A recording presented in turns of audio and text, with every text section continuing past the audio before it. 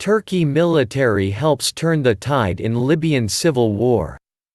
Misrata, Libya. It has been more than a year since renegade General Khalifa Haftar launched his military campaign to capture the capital Tripoli.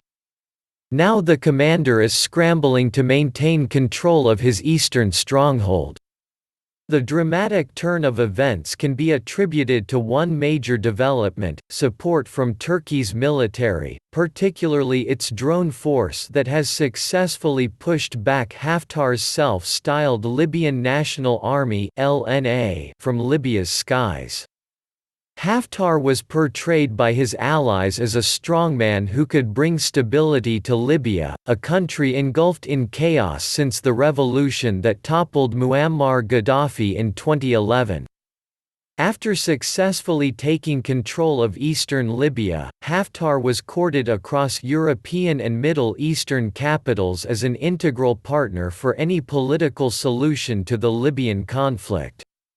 Emboldened by support from the United Arab Emirates (UAE), Egypt, Russia and France, Haftar made his move to take Tripoli on April 4, 2019, weeks before a UN-sponsored peace conference, and while Secretary-General Antonio Guterres made an official visit to the country.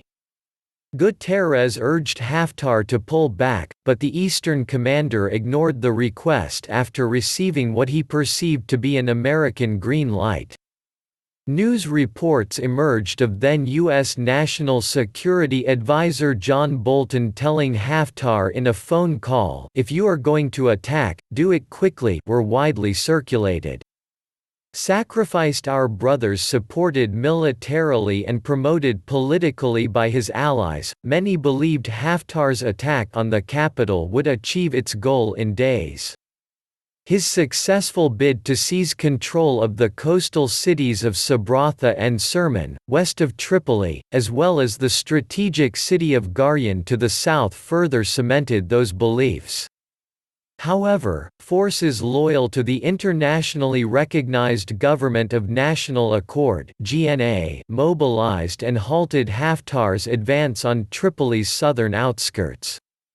Adam Alberki was one of the thousands who came from Misrata, 210 kilometers (115 miles) east of the capital, to join the fight against Haftar. "We fought and sacrificed our brothers and friends to bring down a dictator in 2011.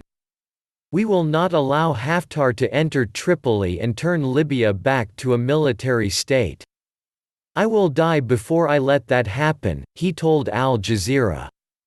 Alberki was wounded in battle in November of last year. After receiving treatment in Italy, he returned to continue the fight against Haftar's troops.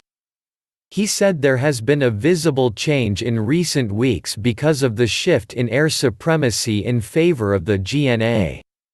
We used to be afraid of air strikes by the UAE's drones. It stopped us from making any significant counter-offensives because they were extremely accurate," said Alberki. Despite having air superiority over the Libyan skies for nearly a year, mostly because of UAE-purchased Chinese drones, Haftar's forces became bogged down in southern Tripoli and are now on the retreat, having lost the city of Garyan in June last year.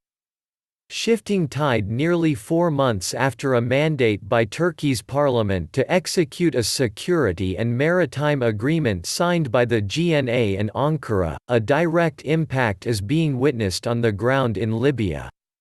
After this agreement, the Turks began to build up the military force of the GNA to create a balance.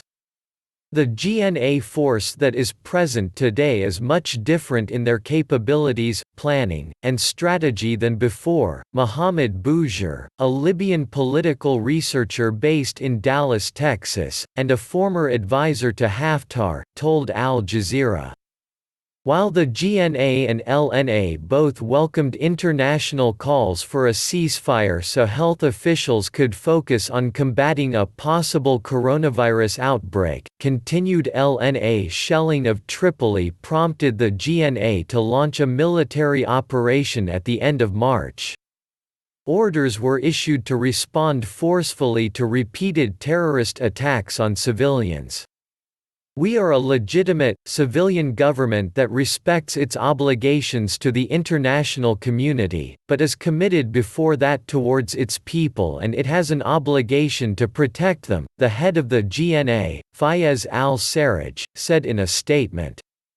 Since the launch of the offensive, a significant rise in GNA air attacks has occurred across all fronts, with Turkish drones relentlessly targeting Haftar's critical supply lines to his ground forces. On April 14, GNA forces with air cover recaptured several western coastal cities, including Sabratha and Sermon, within hours, dramatically changing the situation on the ground. The GNA now has control of the entire western coast, stretching from Tunisia to the city of Abu Ghraib, about 500 kilometers (220 miles) to the east. Removing Haftar, the GNA also began an offensive against Haftar's largest stronghold in western Libya, the city of Tarhuna.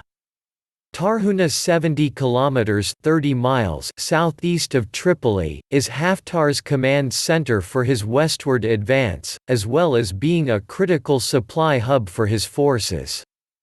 GNA troops have been on the outskirts of Tarhuna and launching attacks for nearly 2 weeks. Turkey's military support has shifted the tide in fighting, noted Bouger. It is becoming clear that Haftar's advance on Tripoli has failed.